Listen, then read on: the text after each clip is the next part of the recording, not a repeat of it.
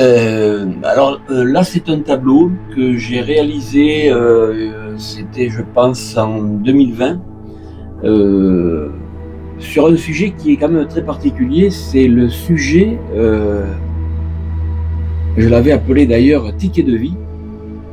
Pourquoi ticket de vie? Parce que on peut imaginer que quand on arrive sur notre incarnation, si on veut rentrer directement dans un sujet qui peut intéresser des gens ou du monde, sur les formes d'incarnation qu'on peut avoir et à quoi ça peut ressembler, ou à quoi on pourrait essayer de retrouver des formes de compréhension par rapport à ce qu'on est en train de vivre quand on n'a pas toutes les informations qu'il faudrait pour essayer de comprendre vraiment ce qu'on est venu faire sur ce passage.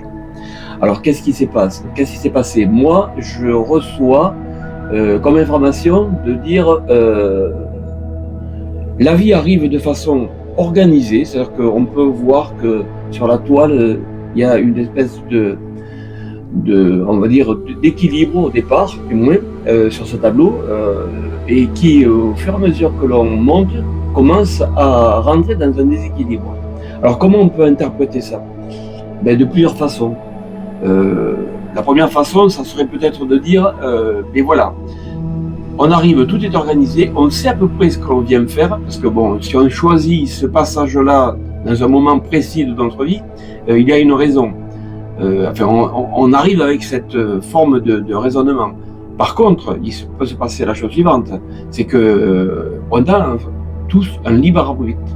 Et dans ce libre arbitre, il est certain que on apporte des changements. Pourquoi? Parce que la plupart du temps, on se dit pas satisfait de ce qu'on est en train de vivre, ou ce qui se passe, ou que nos choix pourraient être différents. Et c'est là que l'on va rentrer dans nos fameuses expériences humaines, avec nos traversées du désert ou nos réussites ou que sais-je. Et là, comment essayer de traduire ça en dessin et traduire ça en peinture? Bon, l'histoire des tickets de vie, c'est les tickets perforés, on dirait, parce que ça veut dire que ces tickets-là, quand ils sont perforés, un ticket perforé en règle générale, c'est un ticket qui est déjà utilisé.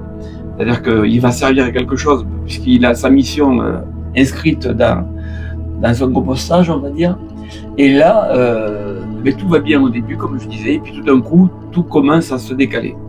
Alors ça commence à se décaler, et ça finit par être souvent même brouillon. C'est exactement ce qui se passe dans notre vie.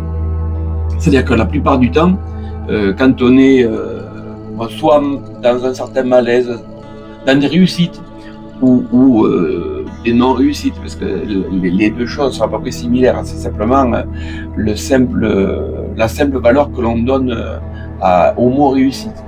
Parce qu'on peut très bien réussir sa vie sans avoir un équilibre parfait vis-à-vis des autres. À partir du moment où cet équilibre-là nous satisfait à nous, et où on peut considérer que ça nous apporte quelque chose de personnel et d'attendu, la réussite, elle est là. C'est quand ça ne correspond pas tout à fait à ce que l'on attendait, quand ça ne correspond pas à ce que les autres attendent, ça n'a pas tellement d'importance. Ça s'appelle l'ego après. C'est-à-dire que si on veut laisser notre ego nous ennuyer un peu, on n'a qu'à écouter ou essayer de faire croire aux autres qu'on est supérieur à eux pour 1000 raisons. Mais c'est là que ça peut expliquer un peu cet effet désordre. Parce que quand on est dans cet état d'esprit de désordre, on est obligatoirement perturbé, on est embrouillé, c'est-à-dire que on a du mal à, on va dire, à ramener les choses sur un plan d'équilibre, parce qu'en réalité c'est nous qui on ne la veut pas, cet équilibre, parce que cet équilibre nous dérange. Mais on ne le sait pas qu'on est dans un déséquilibre.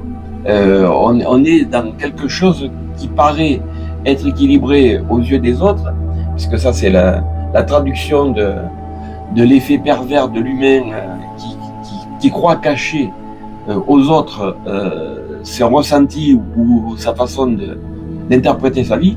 Par contre, il y en a un à qui il ne le cache pas, c'est à lui-même.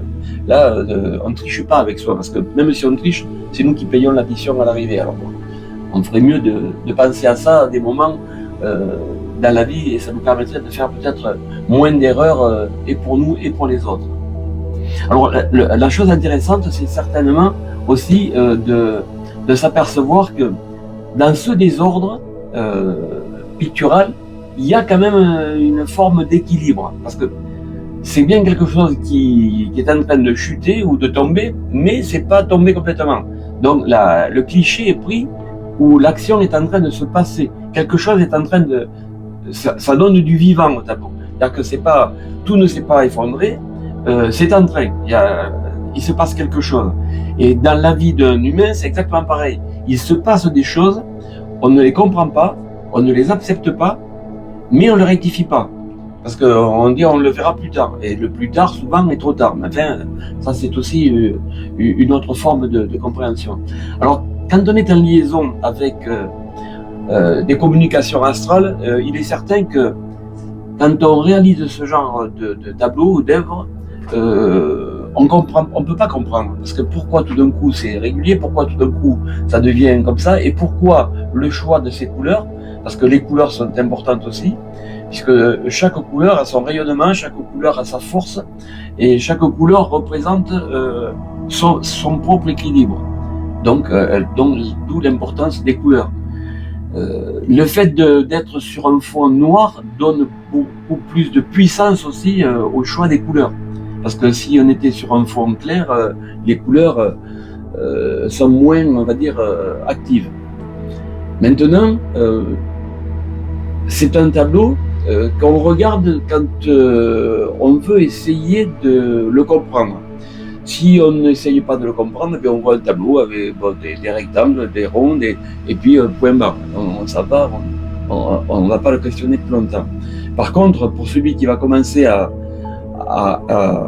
vouloir donner de la puissance réelle à ce que lui va recevoir, parce que l'échange qui se passe toujours dans une œuvre, c'est qu'il y a, je l'ai déjà dit, je pense, dans une autre interview, c'est que l'œuvre est faite pour deux. Elle est faite par l'artiste, c'est-à-dire que l'artiste, lui, va créer quelque chose, et puis il y a le visiteur, ou celui qui va regarder le tableau, qui aussi a sa façon de regarder et a sa façon d'interpréter. Donc cette interprétation de l'un et de l'autre donne souvent des jugements bizarres et différents. Moi, j'ai rencontré énormément de gens dans des expositions qui me posaient des questions, qui se posaient des questions sur des toiles, et on est à 20 000 lieues des fois de ce que l'artiste a fait et de ce que la personne reçoit. Bon, c'est assez original, mais c'est très intéressant, et je pense que c'est très enrichissant autant pour l'un que pour l'autre, parce que on s'aperçoit d'une chose, c'est que quand on fait un tableau et qu'il n'est pas terminé, bon, on va vers quelque chose parce qu'on veut aboutir à la chose, mais il n'est pas évident que c'est la chose que l'on recherche à communiquer soit perçue immédiatement par celui qui le regarde. Enfin bon, ça demande surtout un dialogue, et ça crée un dialogue, je veux dire, et là c'est quand même important, parce que c'est toute la force, et je dirais toute la capacité de l'action et de la création d'une œuvre passe par ce cheminement-là. Et c'est toujours intéressant, après, bien sûr, d'essayer, d'analyser, de comprendre, ou même de ne pas juger, parce qu'il n'y a pas dans la compréhension, il n'y a pas une obligation d'avoir un jugement, puisque le jugement pourrait être obligatoirement un peu trop sélectif ou dirigé. Et là, bon, des jugements comme ça veut dire que c'est des jugements souvent qui n'ont que la valeur de l'instant, de l'échange de l'instant entre le tableau et celui qui le regarde. Parce que quand on voit qu'on va passer 1, 2 ou 3 semaines à peindre quelque chose, et que c'est quelqu'un qui va donner un avis dans 3 ou 4 secondes parce qu'il aura vu le tableau, ben, ça fait un peu léger, ça fait un peu court comme réaction et analyse. Mais bon, en tant qu'artiste, on accepte toute forme de dialogue avec qui que ce soit, à partir du moment où ça reste respectueux autant d'un côté que de l'autre. Voilà ce qu'on peut dire sur ce genre de tableau. Bon, c'est quand même aussi une toile d'un grand format, 1,50 m par 1,50 m, donc c'est quand même des toiles que l'on ne peut pas positionner dans tous les lieux parce que bon, à cause de la dimension. Mais maintenant aussi, pour parler de ce genre de toile et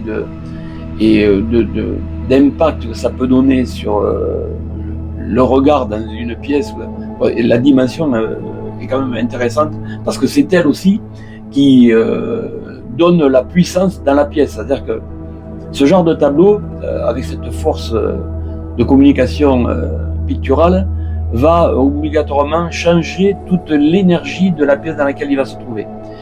Il change l'énergie de la pièce et il change l'énergie des gens qui vont vivre dans le lieu. Ça aussi, j'en reparlerai plus tard et ultérieurement. Il faut savoir que ce genre de tableau, au niveau déjà des formes, possède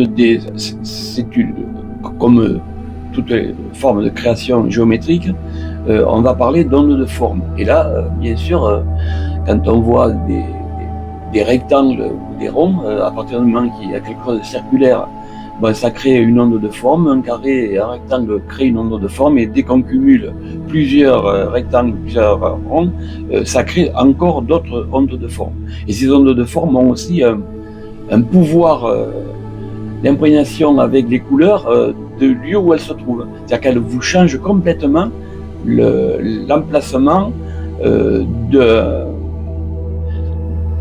d'un regard, parce que c'est souvent le regard qui fait la chose.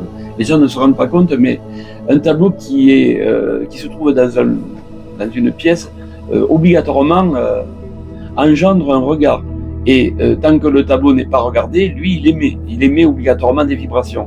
Et dès que le regard d'un tiers passe devant le tableau, on dirait que le tableau commence à comprendre qu'il est regardé, et s'il ne le comprend pas, par contre, celui qui le regarde, lui, comprend. Parce qu'il se sent...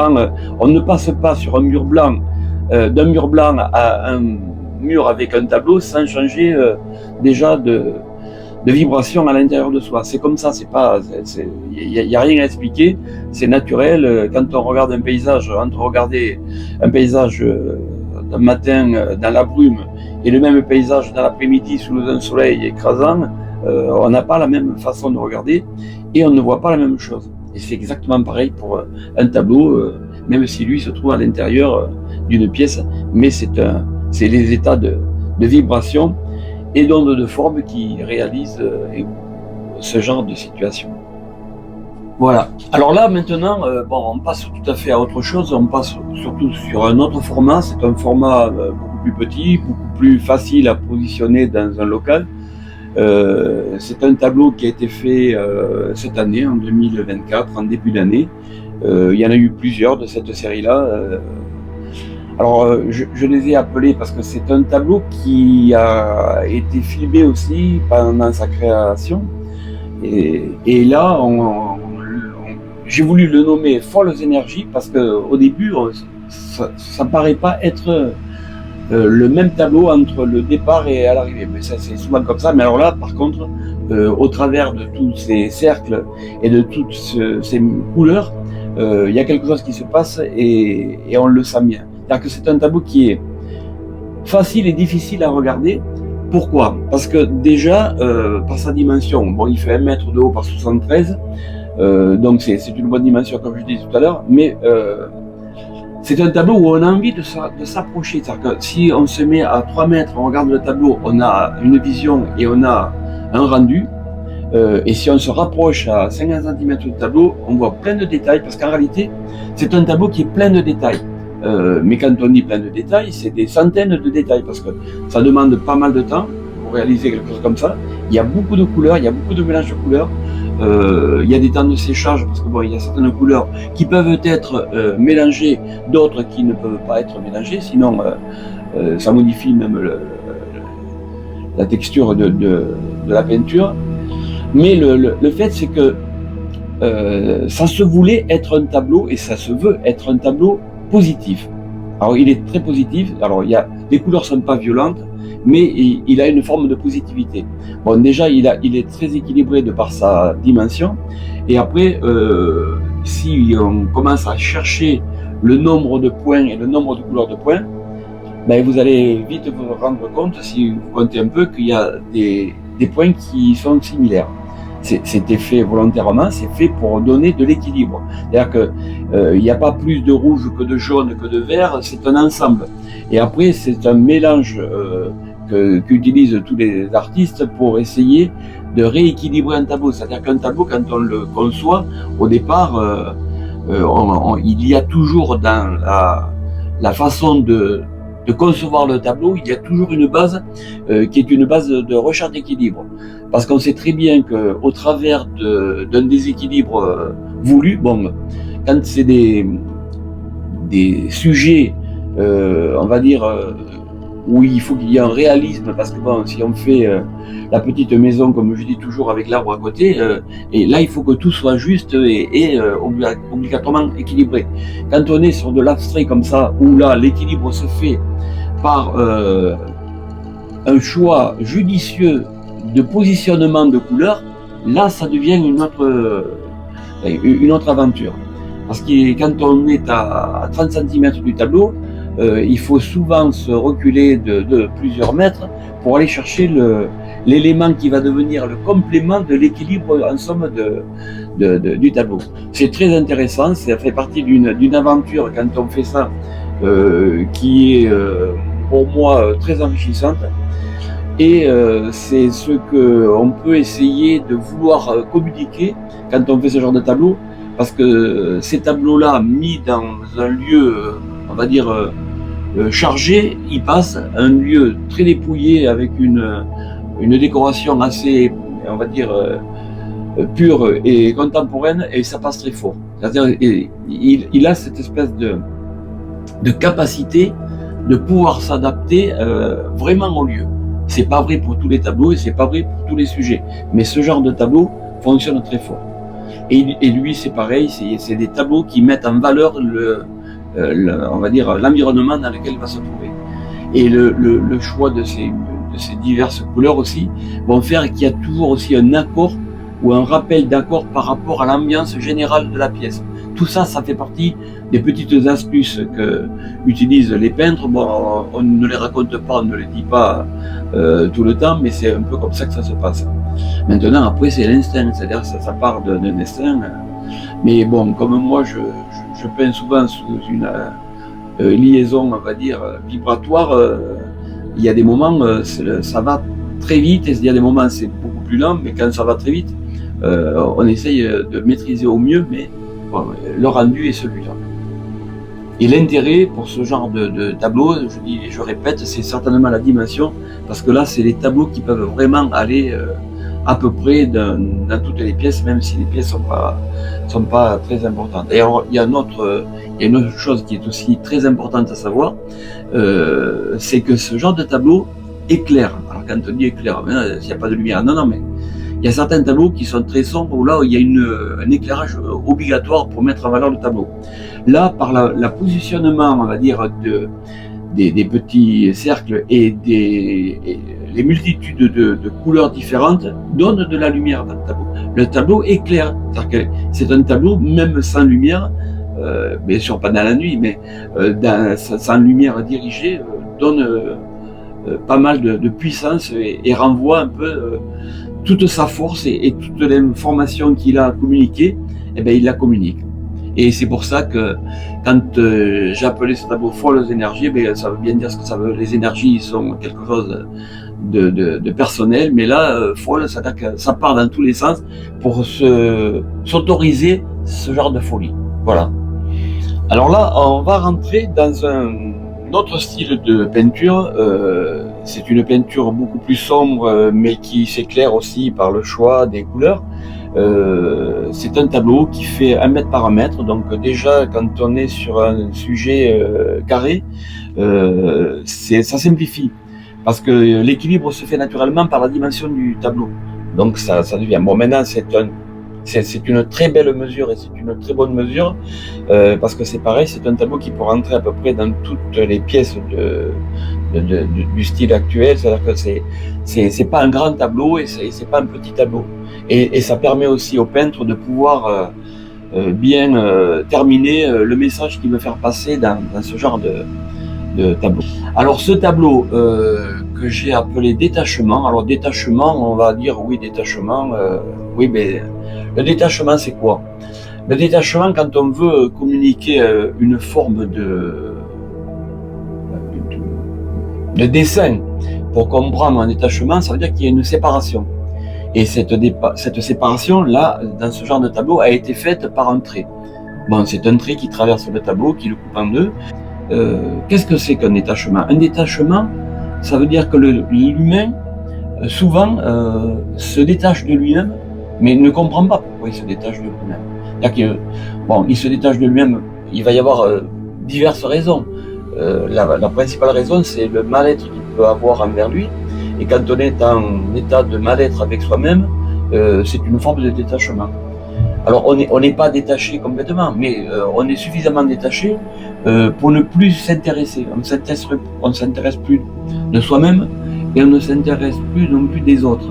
Et c'est là que, bon, on va dire qu'on est en train de vivre facilement ce genre de situation dans cette période de vie. Pourquoi? Parce qu'on est sous une masse d'informations qui ne permettent plus les gens de pouvoir raisonner naturellement. Donc, de là aussi peut-être provient ce détachement. C'est-à-dire que ce détachement veut dire quoi? Je lâche prise. Je lâche prise. Il vaut mieux que je lâche prise parce que c'est où je vais vers un problème plus grave, ou je vais vers un lâcher prise. Et ce lâcher prise permet à quelque part aussi de continuer à vivre différemment, mais c'est tout l'intérêt. Alors ça, pour l'expliquer comme ça d'une façon assez rapide et de façon assez technique, c'est assez délicat parce que les gens vont obligatoirement, le visiteur va essayer tout le temps de visualiser quelque chose qu'il faut expliquer et comprendre. Déjà comme moi, en le réalisant, c'est pas évident. La seule chose, c'est qu'il y a une multitude d'informations dans l'information. Donc, il faut en prendre une, et je redonne le trait du détachement, de façon à bien expliquer, bien confirmer que c'est une séparation temporaire et pas définitive, parce que c'est pas une mort, c'est une forme d'attentisme. C'est-à-dire qu'on se met dans un moment où dans la vie, on a envie de se séparer de soi presque en disant « Bon, j'ai envie d'aller prendre l'air et j'en ai besoin. » Ben voilà, là on prend l'air, le tableau il prend l'air. C'est-à-dire qu'il y a deux parties dans le tableau et on sent bien que les deux parties font partie du même tableau, mais la séparation nous donne bien cette explication. J'essaye toujours, en utilisant des couleurs, des formes, pour communiquer ce genre d'informations, d'avoir des visuels faciles à comprendre. C'est-à-dire qu'il ne faut pas trop charger le tableau, il ne faut pas rentrer dans des tableaux très détaillés, parce que quand on commence à rentrer dans trop de détails, il y a tellement de choses à voir et à regarder qu'à la fin on ne sait plus si vraiment le sujet est on va dire, explicable ou pas. Mais enfin bon, celui-là fait partie des choses avec une couleur dominante, bien sûr. C'est-à-dire que quand on est dans une forme de détachement, qu'est-ce qui se passe?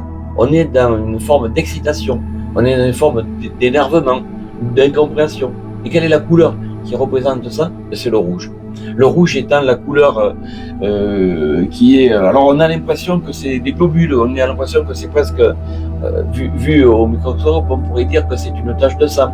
En disant, tiens, si on prenait une tache de sang humaine et si on regardait de très très proche, on pourrait peut-être avoir toutes ces petites molécules qui expliqueraient ça.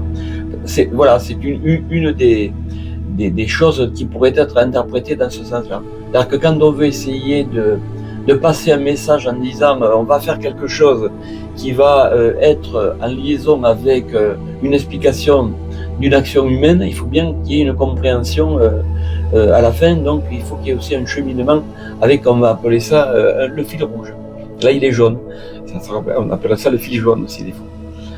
Voilà, et après les petits points bleus, parce qu'il y a le point bleu, c'est donné aussi avec plusieurs niveaux de bleu, mais c'est donner de l'oxygène, donner de l'air, c'est donner de l'espace un peu d'espace. C'est-à-dire que bon, dans un détachement, il n'y a pas trop d'espace, sinon c'est le grand espace. Mais là, non. Et ça donne quand même un peu d'espace, ça donne un peu de respiration au tableau. Donc tout ça, ce sont des choses, bon, ça peut s'expliquer comme ça peut s'expliquer différemment, mais moi, c'est la façon dont j'ai essayé de le communiquer.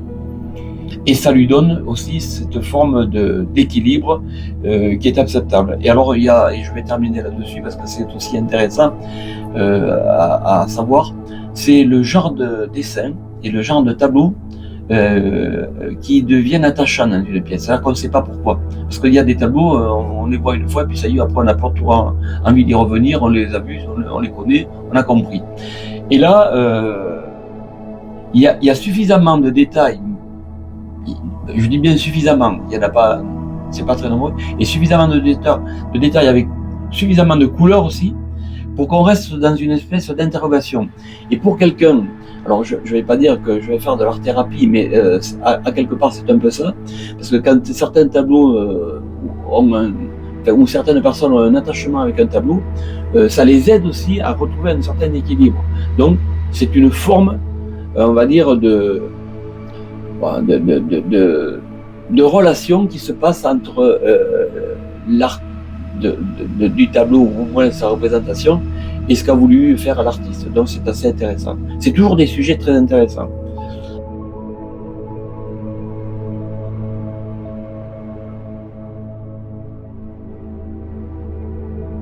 Alors, moi je pense que dans ce genre de dessin et de peinture, oui, il y a un point commun. Qu'on ne veuille ou pas, il y a un point commun. Alors le point commun le plus visible c'est la couleur.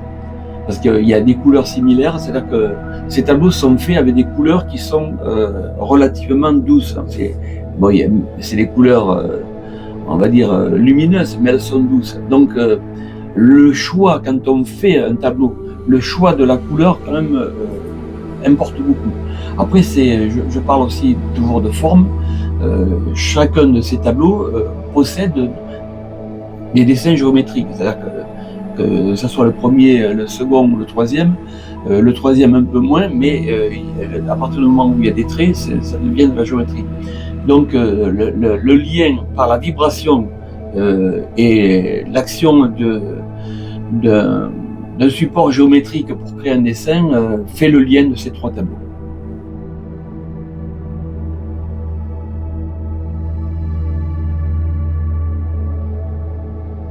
Déjà.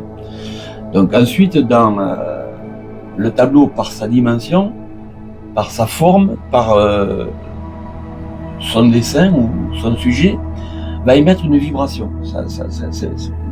C'est facile à expliquer parce que tout le monde peut le comprendre. Par contre, où ça devient peut-être un peu plus, on va dire, délicat dans l'interprétation de ce que je ce que je vais dire, c'est que dans les ondes de forme, ça crée de la positivité ou de la négativité. Alors là, quand on commence à attraper le sujet de la positivité et de la négativité, il est certain que l'on rentre dans des conflits de compréhension. C'est-à-dire que pour certains, la négativité, c'est simplement la forme et la couleur, et d'autres, la positivité, c'est exactement la même chose.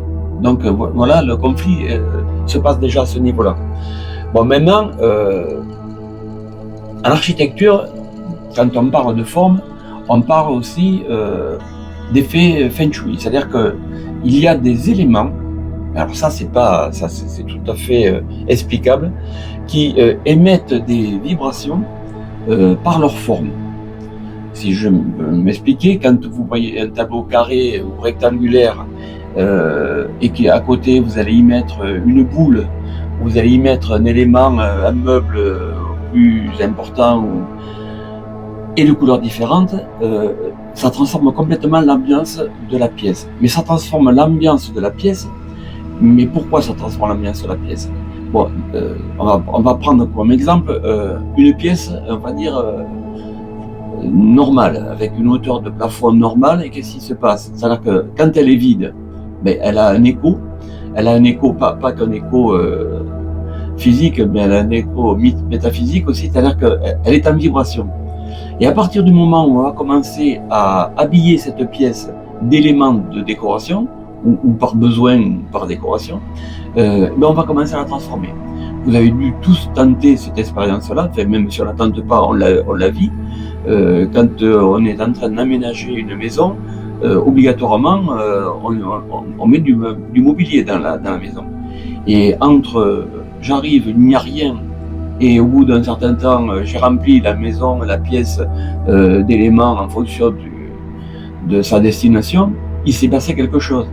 Et vous voyez bien tous qu'en fonction du choix du mobilier, ou du choix des couleurs, ou du choix des tissus, enfin le choix de toute la décoration, l'ambiance change. Alors les gens disent ça, oui, mais c'est très tendance, c'est bien, bon oui, ça c'est le choix de chacun, et ça reste, bon, je pense, un jugement totalement personnel. Par contre, et c'est là où ça devient un peu moins facile à comprendre ou à expliquer, c'est que c'est des fois inconsciemment, on va dire, on a le meuble qui était de la belle-mère, elle nous l'a donné, on est obligé de le garder, et on va le positionner, et il va nous ennuyer toute notre vie. C'est pas parce que le meuble n'est pas joli, mais parce que c'est la personne qui nous l'a donné. J'ai pris la belle-mère, mais ça peut être quelqu'un d'autre. La personne qui nous l'a donné, qui est peut-être pas portée dans le cœur, et bien là, inconsciemment, on a apporté dans cette pièce de la négativité, et on va la garder. Et voilà. Alors ça veut dire que même le choix de la décoration du mobilier est très très important. Et c'est pour ça que ça, c'est le choix déjà du mobilier par lui-même. Et après, c'est son positionnement. Et après, on peut rectifier ces choses-là par des compléments de déco. Ça, tout décorateur savent très bien le faire. Et là, on rend des pièces, on va dire, plutôt négatives, on va les rendre un peu plus positives en apportant des éléments qui vont redonner l'équilibre vibratoire de la pièce. Ça paraît farfelu pour certains en disant oui, mais ça c'est du blabla. Non, c'est pas tellement du blabla, parce que on peut vite s'en apercevoir. C'est que quand on est dans une pièce et que la pièce est sereine et que tout se passe bien, les gens sont sereins. Et là, ça se passe bien. Il y a des moments, on va chez des gens, tout est parfait. On a l'impression que ils sont plus calmes que d'autres, et d'autres, des fois, sont tous excités. Et nous aussi, quand on va les visiter, on rentre dans ce jeu de l'excitation qui provient souvent par justement un mauvais choix de positionnement, ou de choix de couleur, ou de matériaux, ou simplement après d'environnement. C'est très important, ces choses-là, parce que ça pourrait aider aussi beaucoup de personnes à se sentir mieux chez elles, et se sentir mieux tout simplement, parce que ça fait partie aussi c'est un habit, l'environnement dans lequel nous vivons, c'est une forme d'habit. On a des habits physiques que l'on pose sur nos corps, et après on a les habits environnementaux qui, eux, sont là pour nous faire subir ce que l'on comprend ou comprend pas. Donc c'est important.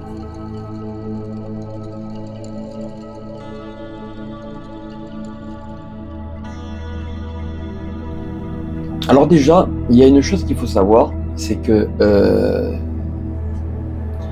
tout être humain a envie d'habiter dans une habitation, dans une maison. Ce n'est pas une obligation que ça soit, ça peut être un logement, ça peut être dans un immeuble ou dans une maison individuelle. Ça, c'est un choix au départ. Parce qu'il est certain que si on veut parler d'énergie ou de vibration, même que ce soit de l'intérieur à l'extérieur ou de l'extérieur à l'intérieur, il est évident, si on veut comparer une maison d'habitation au milieu d'un grand parc et un immeuble de 15 étages avec 200 habitants à l'intérieur, c'est pas la même chose, déjà. Donc il faut déjà essayer de différencier ces deux formes d'habitat. Maintenant, ce qu'il faut savoir, c'est que la maison d'habitation est un habit, c'est-à-dire, on va dire, c'est un élément indispensable pour l'humain qui veut vivre, bien sûr, ce genre d'expérience. Et la première analyse qu'il faut faire, c'est pas peut-être de l'analyse du lieu, c'est peut-être l'analyse de la personne. Parce que vous allez prendre le même personnage, vous allez le mettre dans un lieu va dire, allez, on va prendre un exemple, le petit terrain avec la montagne à côté, la fontaine ou la cascade, et ce même personnage, vous allez le mettre en bordure de mer, et ce même personnage, vous allez le mettre dans le désert, c'est pas le même personnage. Alors que c'est le même personnage. Non, c'est pas le même personnage. Parce que déjà, le rayonnement part de la personne. L'accueil qui est fait par rapport au site dans lequel il va se trouver, c'est l'accueil. Mais le personnage, lui, c'est le point fixe. C'est-à-dire qu'on arrive dans un lieu, et c'est le lieu après qui va s'adapter à nous. Alors que nous, on fait l'inverse. On croit qu'on va s'adapter au lieu. Non, le lieu, lui, il existe aussi. Nous, on existe, le lieu existe. Alors après, c'est le lieu qui va petit à petit s'adapter aux gens. Et les gens inversent le sujet en disant « Non, mais là, on va s'adapter. » Parce que, regardez bien, il y a des fois où on a du mal à s'adapter dans un lieu. Est-ce que ça vient de soi? Est-ce que ça vient du lieu? Bon, il y a plein d'études qui ont été faites, des gens très éclairés là-dessus. Et la finalité, c'est que quand on est mal dans un endroit, on ne va pas dire je suis mal là parce que c'est à cause de moi. Je suis mal dans ce lieu-là parce que le lieu est négatif. Est-ce que c'est le lieu qui est négatif? Ou est-ce que c'est la personne qui est négative et qui ne peut pas s'adapter au lieu?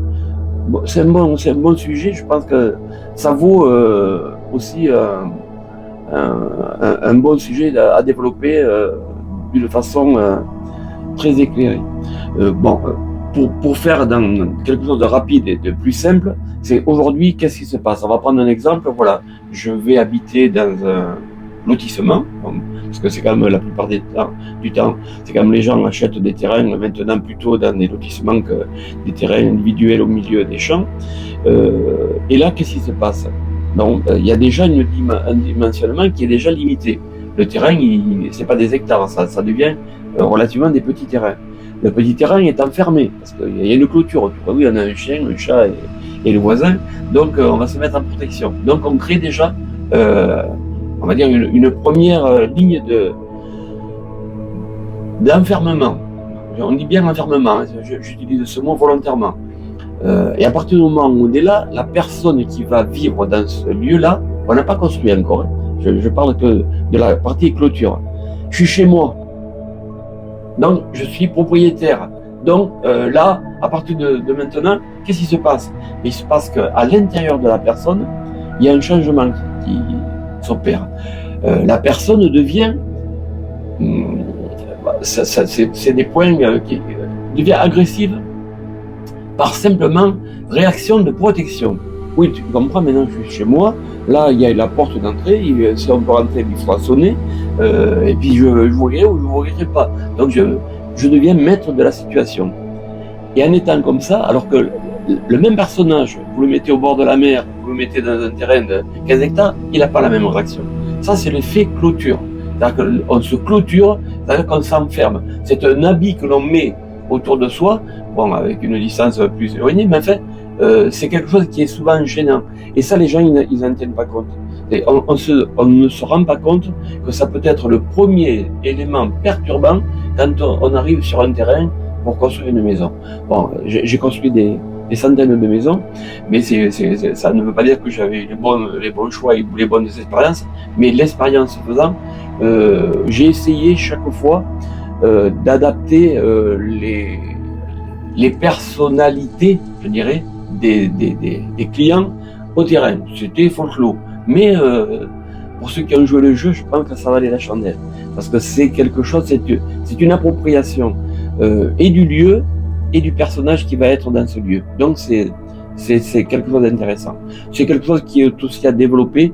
On le développera parce que ça demande quand même aussi beaucoup de questions et beaucoup de réponses. Mais le sujet est intéressant. Il y a des exemples qui peuvent être très probants. La chose qui est certaine, c'est que la plupart du temps, les gens ne mettent pas la vraie raison de leur mal-être quand ils sont sur un lieu qui ne les accepte pas. Parce que c'est obligatoirement ça devient le lieu qui est responsable, mais on en oublie que ça peut être soi. en élargissant un peu ou en se rapprochant un peu après de la construction, c'est le choix de la construction, la forme, onde de forme, on a dit tout à l'heure. Ah ouais, eh bien oui, il y a les ondes de forme. L'onde de forme, c'est quoi? Eh bien l'onde de forme, c'est la forme que peut avoir la maison. Ah non, mais moi je veux une maison de plein pied. Ah non, non, mais moi il faut 3 étages, moi un sous-sol, moi 2 sous-sols, moi un garage, 3 garages, une grande cuisine, pas de cuisine. Enfin, chacun a son sujet de réflexion et par habitude ou par forme d'éducation ou d'attente, on va directement vers un sujet qui est le besoin. Et là, c'est pareil. Je pense qu'il y a un manque dans la communication avec la création de la maison. C'est que il y a un besoin, certes, mais dans le besoin, il y a un équilibre. Et c'est peut-être ce qu'on ne parle pas assez, c'est cherchons l'équilibre entre la conception d'une maison et l'équilibre de la personne qui va vivre dans la maison, et non pas l'équilibre du lieu. Tout ça, c'est complémentaire. Mais c'est complémentaire et en même temps, c'est différent et ça doit être traité de façon indépendante, parce que c'est le cumul, c'est-à-dire c'est la totalité de ces informations font qu'il y a un choix à réaliser. Mais il faut en parler, et c'est avant qu'on en parle, et c'est pas ni pour ceux qui achètent une maison déjà toute faite ou un appartement, ils n'ont pas ce type de raisonnement à se poser, puisque c'est déjà réalisé, ils n'ont plus qu'à y poser les valises et à subir le lieu. Donc je plaisante, parce qu'on ne subit pas que des lieux, mais je ne plaisante pas tout à fait, parce que quand on subit justement un lieu, et encore un autre sujet qui va être aussi très intéressant, on peut rectifier des lieux. Et là, ça devient intéressant. On peut rectifier les lieux par le mobilier, oui, par de la couleur. Et surtout, alors là, je vais devenir commercial, vous savez, par des tableaux.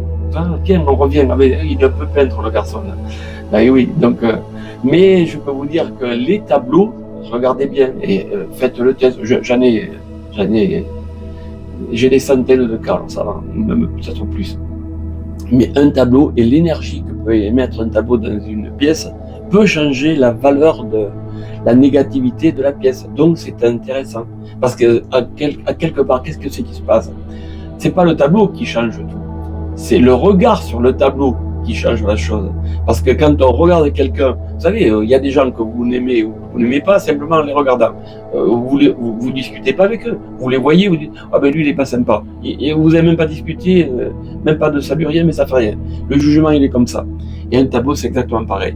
Quand vous avez un tableau que vous aimez parce qu'il vous a séduit, parce qu'il y a quelque chose qui s'est passé entre vous et lui, eh bien vous avez un ami dans la maison. Et quand on a un ami qu'on aime bien dans la maison, ben ça va mieux. Quand on est à côté de quelqu'un que l'on aime bien, ben ça s'appelle un couple souvent, eh bien on s'entend bien, ça se passe bien. Donc ça tient à quoi? Ça tient à des vibrations, et on revient sur des vibrations. Donc ça peut être très intéressant. C'est un sujet presque sans fin. C'est vraiment le sujet qui intéresse énormément de gens. Pourquoi? Parce que il n'est pas assez développé, ou regardé de façon trop superficielle, et quand on est sur ce genre de sujet et que l'on vit ça ou que l'on le juge trop rapidement, c'est du vivant et constant. C'est-à-dire que là, c'est chaque instant qu'il se passe quelque chose. Dans le vivant, on ne parle pas du vivant tous les quarts d'heure ou toutes les demi-heures. Le vivant, c'est non-stop, ça n'arrête pas. Donc on est constamment dans l'instant présent vivant. Et ça aussi, c'est un bon sujet à développer, parce que ça fait partie des choses que les gens ne se posent pas ou pas assez comme question. Équilibre, déséquilibre, voilà. Et bien ça tient à quoi? Et bien c'est du vivant tout ça. On n'est que dans le vivant, et on est dans le vivant de l'instant. Ce que je suis en train de vous expliquer ou d'essayer de vous expliquer, c'est ça. On est dans une action vivante, et ce que l'on entend dans le vivant, c'est quelque chose qui apporte et qui doit apporter un équilibre positif. Le vivant négatif, on le rejette normalement, parce que ça veut dire que vivre dans le mal-être, c'est pas bien vivre. Bon, mais certaines personnes n'arrivent pas à se sortir de ce mal-être. Pourquoi? Alors on va trouver mille raisons à ce mal-être, et souvent ça provient, et la plupart du temps d'ailleurs, ça provient pas de l'autre, hein. Ça provient de soi, et ça ne provient pas du lieu, ça vient de soi, ça vient de son interprétation ou de son incompréhension par rapport à ce que l'on aimait, parce que Il faut là aussi se dire, quand on parle de vibration, on émet des vibrations. On émet des vibrations dans le regard, dans la façon de se tenir, dans la façon de discuter, dans la façon d'analyser ou de se taire.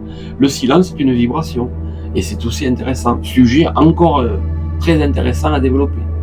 Donc je pense qu'on aura des sujets et des formes d'explication qui ne vaudront que ce que celui qui les recevra voudra comprendre et entendre. Moi, je vous donnerai mon point de vue, c'est tout. Et je pense que ça peut être aussi un dialogue intéressant.